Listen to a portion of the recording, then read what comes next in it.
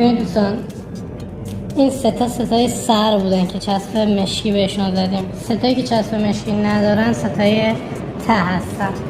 سرها رو باید از یه قسمت وارد تقسیم کنیم، ته ها رو از یه قسمت.